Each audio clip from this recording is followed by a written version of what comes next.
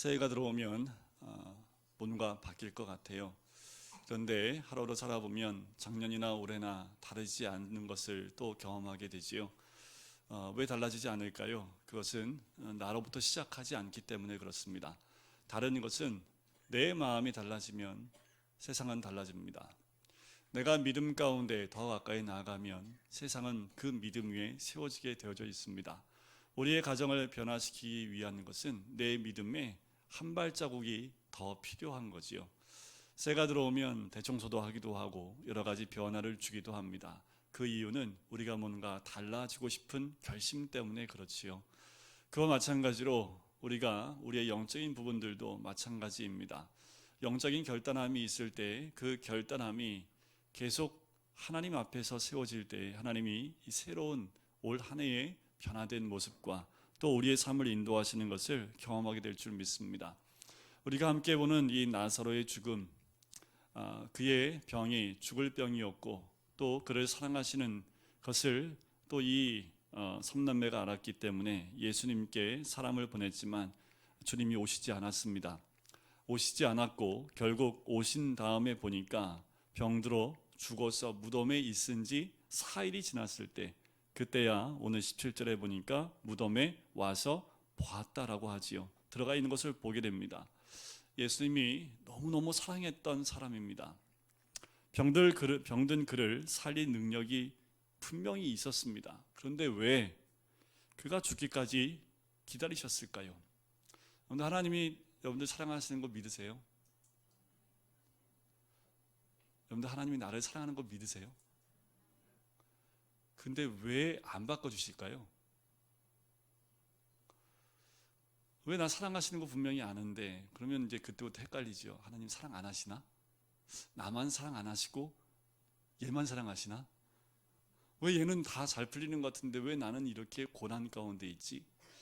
왜 2년 동안 2019년도를 통해서 2020년까지 왜 이 일들이 풀어지지 않고 계속 꼬여오는 거지? 하나님 나 사랑하시는 거 아는 거 아닌가? 왜 이런 고난 가운데 나를 그냥 두시는가? 이 나사로 죽은 지 4일이 지난 후에야 왜 예수님이 무덤에 오셨을까라는 거예요. 이에 대해 예수님은 이미 11장 4절 말씀에 답을 주셨지요. 이 병은 죽을 병이 아니라 하나님의 영광을 위함이고 하나님의 아들로 이를 인하여 영광을 얻게 하려 함이라고 말씀을 합니다. 여러분들 믿는 자들이 받는 고난이나 아픔이나 죽음은 절대로 저주가 아닙니다. 그걸 저주로 보시면 안 됩니다. 그것은 하나님의 영광을 위한 축복입니다. 믿는 자들이 여러 가지 아픔과 고난과 괴로움 가운데 있는 것, 믿지 않는 자들에게 본이 안 될 것 같지만 아닙니다. 그것을 통해서 하나님이 역사하시는 은혜가 분명히 있다라는 거지요. 예수님이 병든 나사로를 치유하지 않고 그가 죽을 때까지 기다린 이유는 딱 한 가지입니다. 부활의 기적을 보여주시기 위함이었다라는 거예요. 우리는 전혀 생각지 못합니다. 죽은 자가 살아난다는 것을 어떻게 우리가 알 수 있고 그걸 어떻게 우리가 상상이나 할 수 있겠습니까? 그런데 우리 주님은 그가 죽을 때까지 기다리신 그 이유 딱 한 가지는 그를 다시 부활의 기적으로 그들 가운데 보여주기 위함이었다라는 거지요. 11절에 보면 역시 이 말씀하신 후에 이르시되 우리 친구 나사로가 잠들었다. 그러나 내가 깨우러 간다 라고 말씀하지요. 우리 친구라고 얘기합니다. 예수님 지금도 우리를 친구 삼아 주시는 줄 믿습니다. 그 나사로의 죽음에 대해서 죽었다라는 표현을 쓰지 않고 잠들었다라고 표현을 하는 거지요. 죽음은 종말이고 저주이며 심판입니다. 왜요? 죄의 삭은 뭐예요? 사망이기 때문에 그렇습니다. 죽음은 우리에게 끝과도 마찬가지이지요. 죽음을 아무리 아름답게 희망으로도 어떤 것도로 그렇게 만들 수 없는 것이 죽음입니다. 사람들이 죽음을 두려워하고 거부하는 것은 당연하지요. 그런데 예수님이 죽음에 대한 사람들의 관념을 뒤집어 놓으신 거지요. 그리스도인에게는 뭐가 없다? 사망이 없다라는 겁니다. 죽음이 없다라고 우리 주님 오늘 이 11장을 통해서 우리에게 가르쳐 주시는 거예요. 예수님으로 인해 저주의 죽음이 부활의 은혜로 바뀐 거지요. 그래서 예수님은 사람의 죽음에 대해 잠들다라고 표현을 하신 거예요. 죽은 사람은 깨어날 수 없지만 잠든 사람은 깨어날 수 있기 때문입니다. 그래서 예수님은 나사로를 깨우러 가자고 하시면서 나사로의 무덤을 향해 발길을 옮기시게 됩니다. 18절부터 20절 말씀에 보면 베다니에 대해서 이렇게 소개합니다. 예루살렘에서 가깝기가 한 오리쯤 되매 많은 유대인이 마르다와 마리아에게 와서 오라비의 일로 위문을 하러 왔습니다. 자, 마르다는 예수께서 오신다는 말을 듣고 곧 나가 맞이하되 마리아는 집에 앉았더라. 이 세 절의 말씀 가운데 우리는 세 가지 사실을 알 수 있는데요. 첫 번째 뭐냐면 나사로가 잠들었다 죽었다. 우리 입장에서 죽었다라는 거예요. 여러분들 예수님의 부활을 거부하는 사람들은요, 믿지 않는 사람들은 이렇게 얘기합니다. 예수님이 죽은 게 아니라 혼절했다 깨어난 거 아니냐라고 예수님의 부활을 그렇게 표현하고 해석을 하려고 한다라는 겁니다. 아니요, 예수님은 반드시 죽으셨고 다시 부활의 귀한 은혜를 우리에게 주신 거지요. 예수님은 나사로가 잠들었다고 표현했지만 실제로 죽었습니다. 뭘 통해서 알 수 있어요? 많은 사람들이 위로하기 위해서 왔다는 것을 통해서 알 수 있습니다. 자, 당시에요, 유대인들이 가지고 있는 그 풍속 가운데 뭐가 있냐면 사람이 죽었다고 했을 때 완전히 이 사람이 죽었다라고 판단을 내릴 때가 언제냐면 사흘이 지난 다음입니다. 사흘이 지나지 않았는데 이가 죽었다가 다시 살아났다고 하면 그건 죽은 거로 보지 않고 기절했다 깨어난 것으로 이들은 치부를 합니다. 그래서 유대인들이 죽었다라고 판단을 내릴 때가 언제냐면 죽고 난 이후에 사흘이 지나면 그때 죽었다고 판단을 해요. 그런데 이 지역 자체가 굉장히 무더운 곳이기 때문에요, 죽으면 바로 무덤에 넣습니다. 왜요? 죽는 그 순간에 부패가 바로 시작되기 때문에 그래서 죽음과 동시에 무덤에 넣어요. 그리고 사흘을 지나고 나서야 완전히 죽었다라고 판결을 내립니다. 그런데 주님이 오실 때는 며칠 후에 오셨어요? 무덤에 들어간 지 며칠이요? 나흘입니다. 나흘. 사흘도 지나서 나흘 됐을 때, 3일 지나 4일째 됐을 때 오셨다라는 거죠. 그 말은 무엇을 우리에게 알려주는 거예요? 완전히 죽었다라는 겁니다. 혼절도 아니고 기절도 한 것도 아니고 그리고 잠깐 잠든 것도 아니고 완전히 사람들 편에 봤을 때 완전히 죽은 사람이다 라는 것을 알려주기 위해서 17절에 무덤에 갔는데 들어간 지 나흘이나 되었다라는 표현을 쓰고 있는 거지요. 두 번째는 나사로와 그의 가족이요, 사람들한테 사랑을 받고 인정을 받았다라는 것을 알 수 있습니다. 많은 사람들이 문상을 오는 것을 통해서 알 수 있지요. 이 일로 여러분들 어떤 일이 벌어집니까? 나사로가 부활하고 난 다음에요, 그 다시 살아난 그 나사로 때문에 예수님을 많은 사람들이 믿게 돼요. 그래서 유대인들이, 바리새인들이 누구까지 죽이려고 합니까? 이 나사로까지 죽여야겠다라고까지 의견이 나올 정도입니다. 여러분, 우리도 예수를 믿지 않는 자들과 관계 가운데, 귀한 관계 가운데 있으셔야 됩니다. 그래서 우리를 통해서 예수님을 만날 수 있는 길이 나로 통해서 연결되고 또 유지될 수 있도록 우리가 우리 주변 사람들에게 선을 베푸는 것. 그런데요, 이 선 베풀면 잘 안 받더라고요.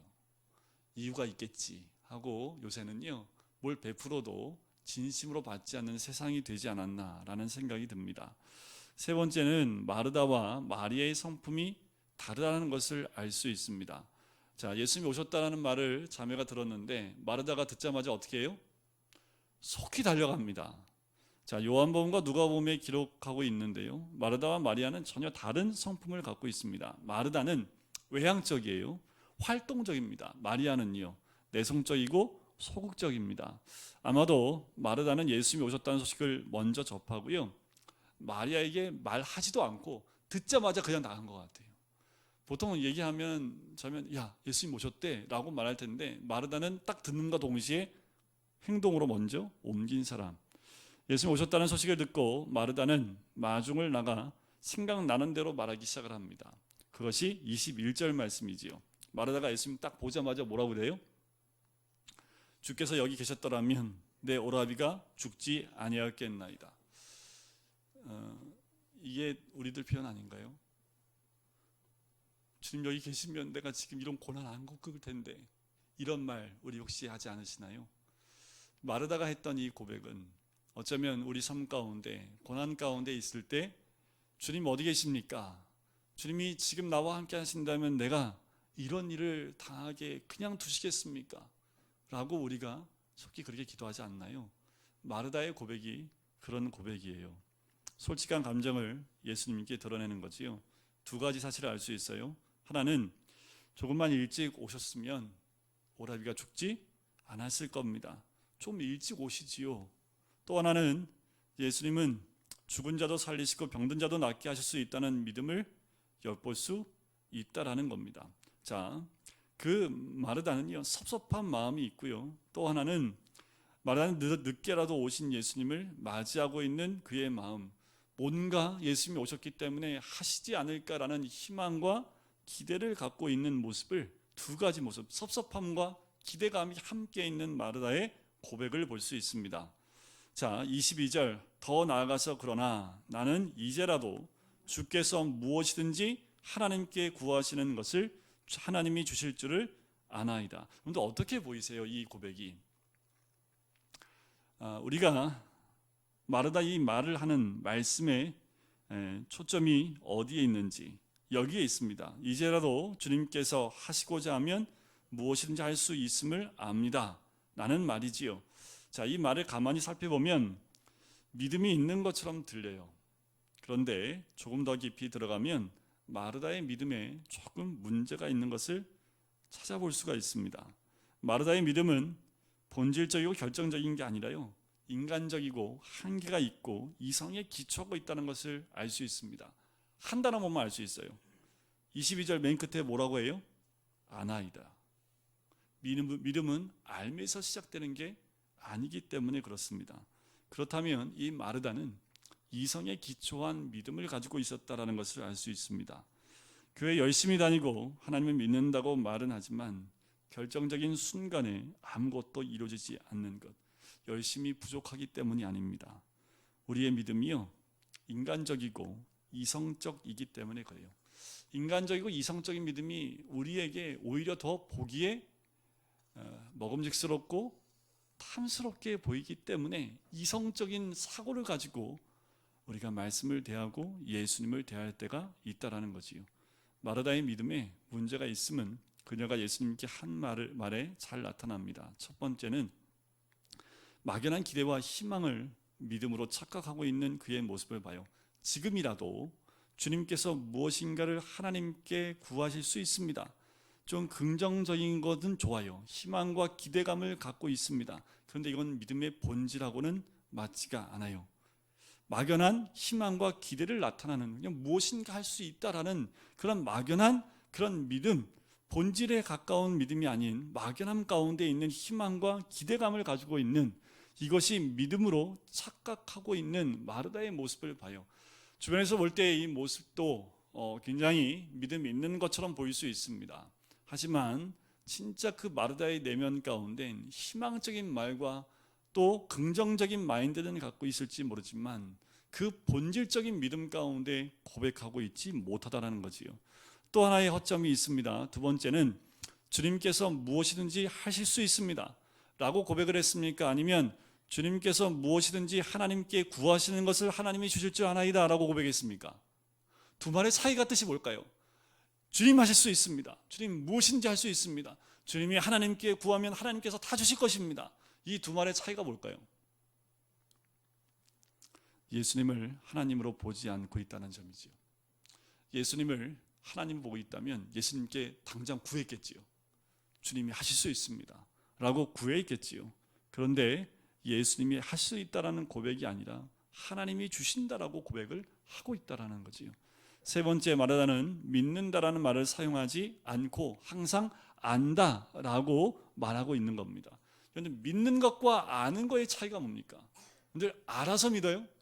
믿어서 하는 거지요. 이게 굉장히 큰 차이입니다. 대체 하나님이 천지를 창조하시니라 알아서 이게 믿어져요? 믿어지니까 알게 됩니까? 세상 어떤 사람도 알아서 믿는 건요 없습니다. 그런데 비행기가 뜨는 걸 알고 다 이해가 돼서 비행기를 타고 저희가 타고 다녀요? 아니면 비행기는 당연히 뜨고 사고 안 나고 잘 도착할 거라는 걸 믿고 탑니까? 비행기가 어떻게 움직이는지 다 구조를 알고 타요? 알고 타시는 분. 우리가 어딜 가더라도 모든 것을 다 이해하고 이성적으로 알고 난 다음에 행동을 합니까? 아니면 그냥 그거 아무 생각 없이 그냥 생각 없이 하는 행동일 수도 있지만 그렇지 않을 거라는 믿음을 가지고 갑니까? 여러분들 믿기 때문에 그 다음에 그 아는 지식으로 가는 거지요. 특별히 우리 믿음은 믿기 때문에 아는 것이 알기 때문에 믿어질 수 있는 것이 아니라는 겁니다. 하늘과 땅만큼의 큰 차이가 있습니다. 지금 마르다의 신앙이 여기에 있어요.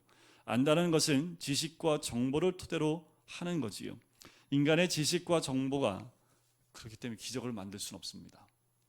이 알매 기반을 두고 있는 그 신앙은요, 기적을 나타낼 수 없습니다. 이해한다고 모든 것이 이루어지지 않기 때문에 그래요. 마르다의 믿음의 기초는 이성, 합리성, 지식, 정보 등입니다. 여기에 기반을 두고 있는 신앙은 삶의 하나님의 역사를 찾아보기 어렵습니다. 따라서 시작은 좋지만 결과는 없고 기적도 일어나지 않는 믿음이지요. 결정적인 능력이 없는 믿음이 지금 이 마르다의 고백과 같은 믿음입니다. 거기에 예수님이 마르다에게 쐐기를 박으시는 말씀이 23절에 이렇게 나오지요. 예수께서 이르시되 뭐라고요? 내 오라비가 다시 살아나리라. 이렇게 예수님이 말씀하셨다면 어땠을까요? 내가 하나님께 간구하기를 이 네 오라비가 다시 살아나기를 간구했으니 하나님이 이루어 주실 것이다. 그건 제가 하는 말이지요. 제가 하는 말이죠. 믿음으로 제가 고백하는 말이지만 예수님은요. 아니요. 예수님은 하나님이시기 때문에 내 오라비가 살아나리라. 부활의 믿음이 여기에 있는 거지요. 우리는 인간적인 믿음과 예수님이 말씀하시는 믿음의 차이를 보는 거지요. 예수님이 마르다에게 얘기하는 거예요. 믿음을 교정시켜주는 겁니다. 내 오라비가 다시 살리라 말씀하신 것. 인간의 이성이나 경험으로 받아들이기 어렵지요. 하지만 예수님은 바로 마르다의 신앙 중심으로 확 들어가서 그의 중심을 찌르는 겁니다. 참 희망은요, 막연한 기대가 아닙니다. 참 희망은 주님의 약속에 기초한 것이 참 희망이고 참 믿음입니다. 참 믿음은 말씀에 근거한 믿음이어야 돼요. 그런데 말씀에 근거하지 않은 믿음은 흔들리고 넘어지고 역사도 일어나지 않습니다. 그런데 말씀에 근거를 두셔야 돼요. 말씀을 읽으셔야 됩니다. 그 읽음과 동시에 믿음의 고백이 나오셔야 되고 그 말씀으로 내 삶이 이루어져 나가는 것을 경험하셔야 됩니다. 올 한 해 여러분들 우리 삶 가운데 분명히 역사가 일어납니다. 이제까지 안 됐어요? 그럼 다시 한번 내 믿음을, 내 신앙을 점검해 보실 필요가 있습니다.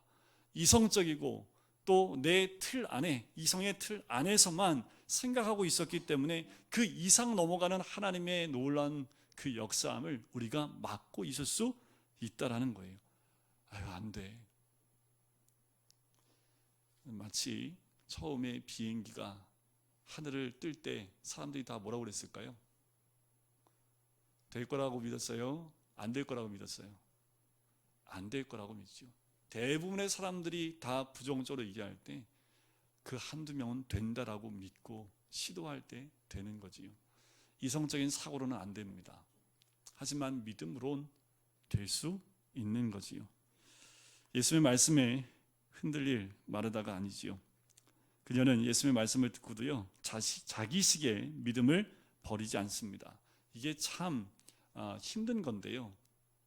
말씀을 들을 때 그 말씀을 믿음으로 받는 것이 아니라요, 자기식대로 해석을 합니다.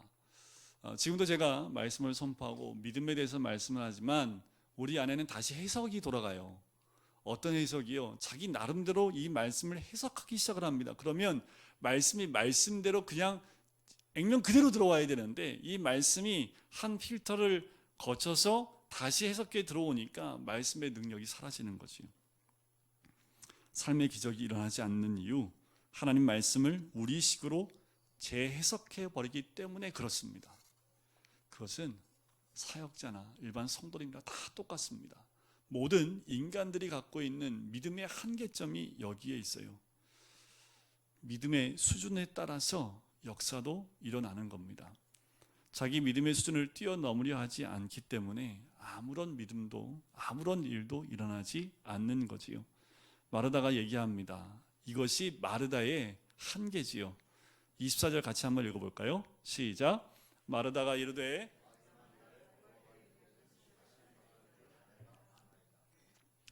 굉장히 이거 여러분들 듣기 어떠십니까? 맞지요? 하나 틀린 거 없지요? 하나 틀린 게 없잖아요. 그냥 믿음의 고백인 것 같고 성경적이고 다 맞습니다.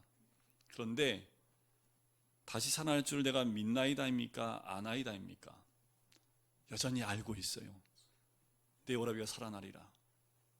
네, 주님 마지막 부활 때에 다시 살아날 줄 제가 알고 있습니다. 우리도 알고 있지요? 마지막 날에 다 살아나고 우리도 알고 있잖아요. 그건 마지막 날이고 지금은 아니지 않습니까? 그러니까 지금 예수님이 하신 말씀을 뭐예요?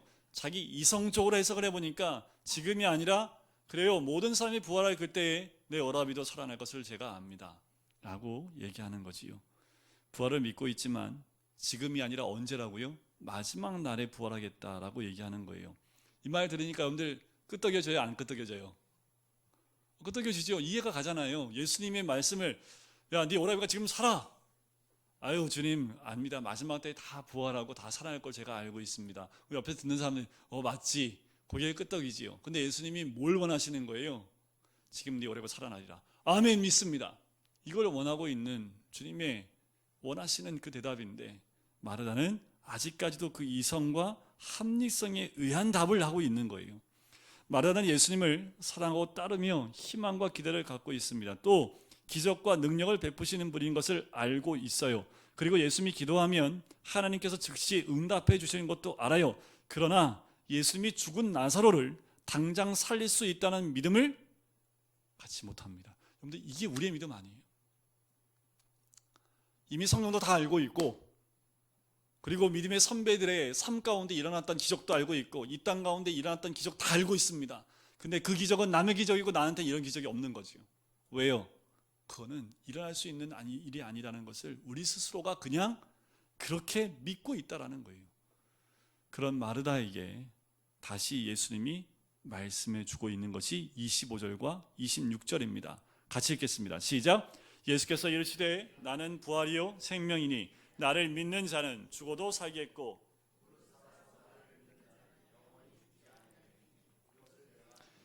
마르다의 신앙을 확 틀어버립니다.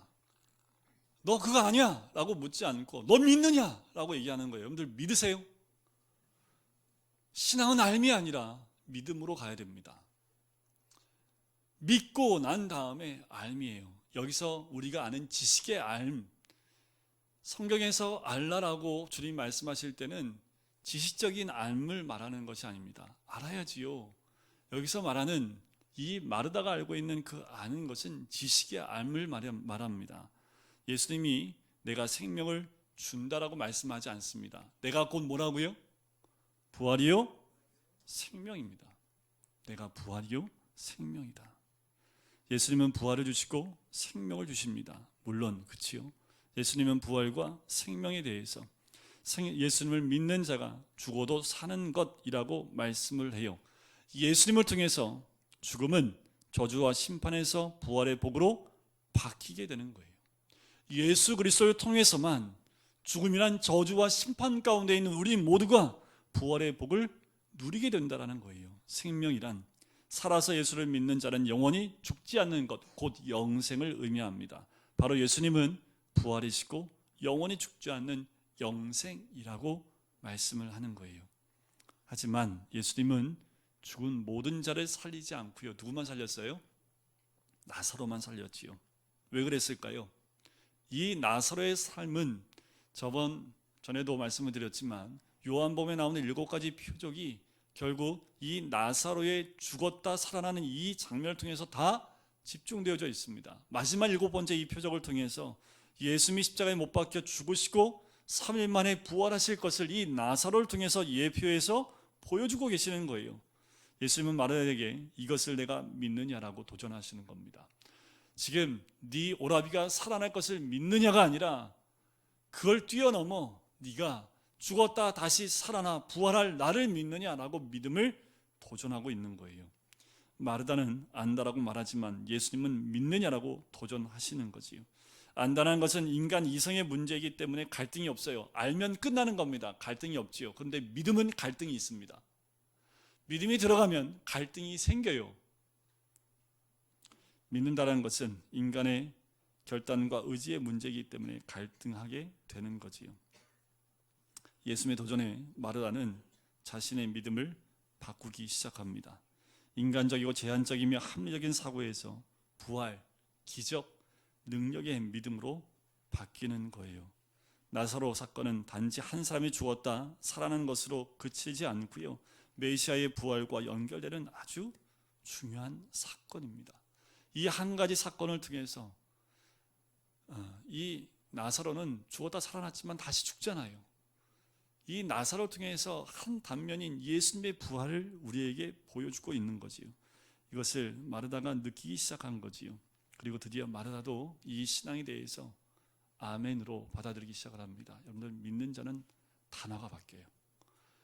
여러분들 올 한 해 믿음의 어휘로 여러분들 단어가 바뀌시기를 주의 이름으로 간절히 축원드립니다. 믿음의 고백을 하셔야 됩니다. 여러분들 믿음의 고백으로 믿습니다. 이건 아니에요. 믿습니다. 이건 아무거나 그냥 믿습니다. 아무거나 그냥 아멘 아멘 하는 게 아니라 하나님 말씀에 믿습니다. 하나님 말씀에 아멘 하고 그것을 의심하지 않고 그냥 그 믿음대로 받아들이면 그것이 내 입술에 어휘로 바뀌기 시작을 한다는 거지요. 27절입니다. 이르되 주여 그러하이다. 주는 그리스도시요 세상에 나오시는 하나님의 아들이신 줄 내가 믿나이다.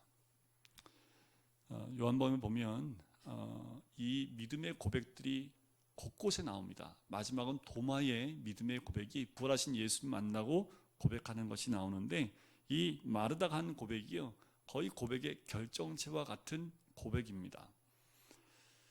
주여 그러하이다라는 말은 아멘이라는 뜻이지요. 마르다는 예수님의 말씀을 믿고 받아들이지요. 주님께서 부활이시고 생명이시며 지금 기적을 베풀 수 있다라고 변하기 시작을 하는 겁니다. 언어가 바뀌었지요. 형식적인 믿음이 아니라 성령님이 주시는 부활의 능력을 경험하는 믿음으로 변화해야 합니다. 여러분, 우리의 신앙이 2019년도에 머물러 계시면 안 돼요. 2019년도에 머물러 있는 그 신앙 가지고는 삶의 역사가 일어나지 않습니다. 2018년도 믿음 가지고는 2020년도에 삶이 바뀌지 않습니다. 믿음의 역사가 일어나지 않아요. 2020년도에는 올해의 믿음으로 올해 한 해의 역사가 일어날 수 있는 겁니다. 올 한 해 이런 믿음이 있기를 주의 이름으로 간절히 축원드립니다. 우리의 믿음이 아는 것에서 확신하는 것으로 이성적 사고에서 결단의 의지로 변화되기를 주님의 이름으로 간절히 축원드립니다. 여러분들 오늘 올 한 해 여러분들 결단하시고 의지적으로 결단해 나갈 때 하나님의 역사가 있는 거예요. 믿음의 내용은 예수님이 그리스도이시고 메시아이시며 세상에 오시는 하나님의 아들이시다라는 것이라고 고백한 거지요. 예수님의 말씀에 의지해 아는 신앙을 청산하고 결단하는 신앙으로 바꿔야 한다라는 거예요. 여러분들 믿음은 결단입니다. 믿는데 비행기 못 타요. 그건 비행기 믿는 게 아니잖아요. 믿으면 결단함이 있는 겁니다. 올 한 해 여러분들 그 결단이 있었으면 좋겠어요. 목사님 신앙생활 20년 했는데 안 바뀌는데요. 20년 동안 결단 안 하셔서 그래요. 믿음으로 결단하시면 됩니다. 우리가 매년 동안 너무나 많은 것을 결단하시지 말고요. 아주 작은 것부터 결단하시는 거예요. 하루의 시작을 말씀으로 시작하겠다. 하루에 4장씩 말씀을 꼭 읽겠다. 하늘이 둘쪽 나도 말씀부터 읽고 시작하겠다. 우리 아이들은 공부하기 전에 말씀 한 장을 먼저 읽고 공부 끝나고 말씀 한 장 읽고 끝내겠다. 아멘. 예. 지민이가 제일 먼저 아멘 했어요. 지민은 할 거예요 아마. 그런데 그런 아주 작은만 변하잖아요. 아주 작은 것이지만 그런 결단 하루 그렇게 시작하고 가면요 하나님이 지혜 주십니다. 아주 작은만 변하잖아요. 그런데 하나님 보시기엔 그건 결단이거든요. 하나님이요 뭐 크게 세상을 바꾸고 뭐 이너피스 해가지고 뭐 남북한 통일 뭐 내가 북한 올라가고 하나님 이걸 원하시는 게 아니잖아요. 우리 삶에 내 삶 가운데 아주 작은 결단 한 가지를 바꿔 나가는 겁니다. 그러면 이게 쉬울까요?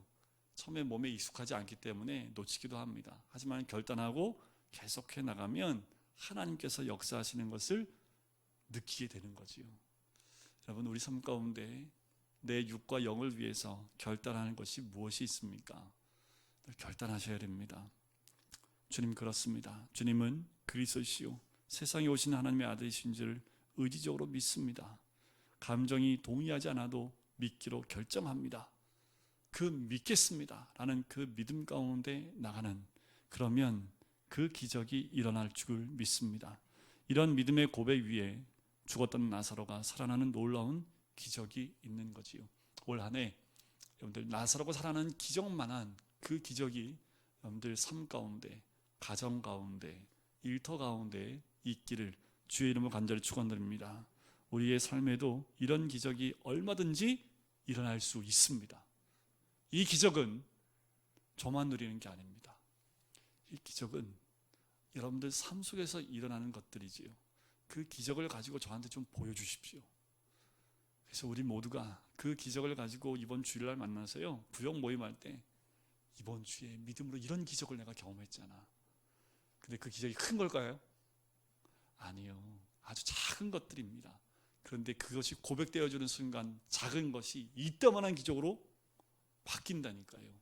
처음에 눈이요 조그맣지만요, 이것이 몇 번 구르면 어떻게 될까요? 더 커지듯이요. 한 번 고백하고, 두 번 고백하고, 세 번, 네 번, 다섯 번 고백하면 믿음이 점점 큰 은혜와 그리고 기적으로 우리에게 나타나게 될 줄 믿습니다. 우리가 약해요.